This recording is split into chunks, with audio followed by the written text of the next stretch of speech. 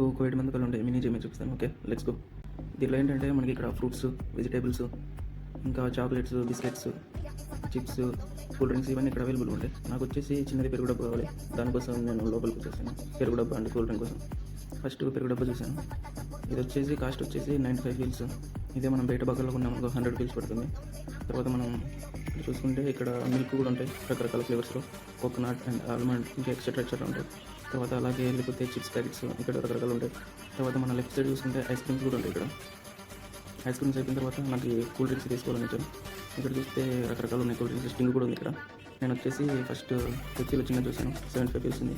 తర్వాత 180 ml చూసాను, 95 feels ఉంది. తర్వాత నేను 330 ml చూసాను, అది కూడా 95 ఫీల్స్ ఉంది.